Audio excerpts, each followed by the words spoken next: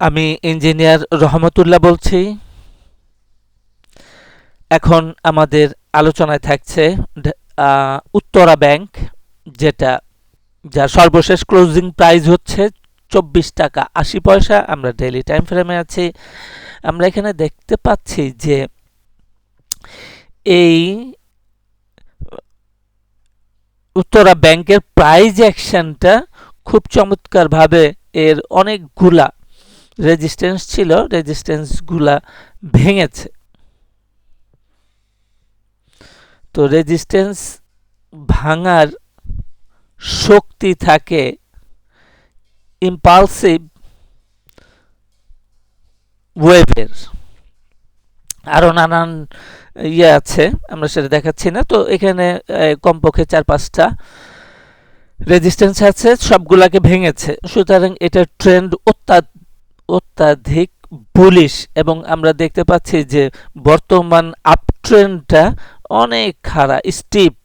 তো এগুলা হচ্ছে ইম্পালসিভ মুভমেন্ট। এবং গোড়াতে আমরা যেখান থেকে মার্কেটটা উঠলো সেইখানে আমরা দেখতে পাই যে এখানে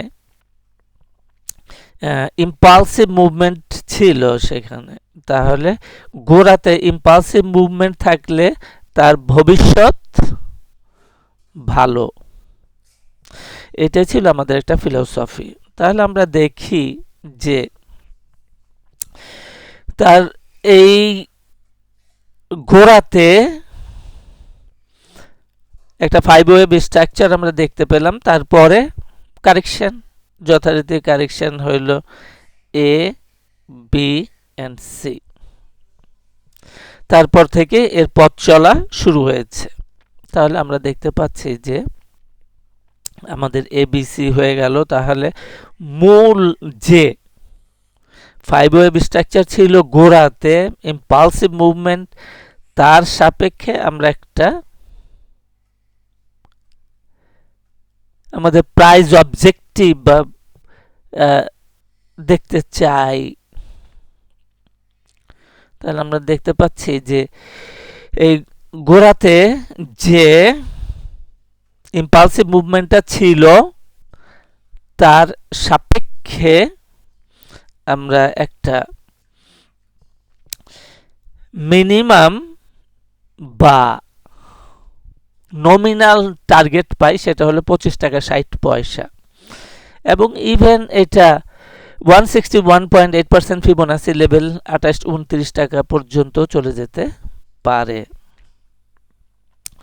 আমরা আরেকটা ছোট টাইম ফ্রেমের রেসপেক্টে আমাদের প্রাইস অবজেক্টিভটাকে একটু দেখতে পারি। তাহলে সেই ক্ষেত্রে আমরা দেখব যে হ্যাঁ, 25 টাকার কাছাকাছি আমাদের একটা রেজিস্ট্যান্স আছে। 25 টাকা 20 পয়সা, 50 পয়সা ইত্যাদি। 25 টাকা 20 পয়সার পরে আমাদের একটা রেজিস্ট্যান্স আছে। সুতরাং যাদের কাছে হাতে এই উত্তরা ব্যাংকটা আছে, অ্যাজ এ রেজিস্ট্যান্স 25 টাকা 20 পয়সার লেভেলটা দেখতে হবে। অ্যান্ড আমাদের এই চলমান যে ট্রেন্ড আছে, এই নিঃশ্বাসে, এই টানে এই 29 টাকা ক্রস করা অত্যন্ত কঠিন হবে। তো আপাতত আপ ডাউন করে টোটালের উপরে অনেক দূর যেতে পারে, নো প্রবলেম। কিন্তু আমরা বলছি এই নিঃশ্বাসে, এই টানে, তাহলে 25 টাকা 20 পয়সা একটা রেজিস্ট্যান্স আছে, যেটাকে আমাদের অগ্রাহ্য করলে চলবে না, দেখতে হবে। এবং আমাদের 29 টাকার বেশি আপাতত আমরা 200% ফিবোনাসি লেভেলে 29 টাকার কাছাকাছি একটা টার্গেট আছে।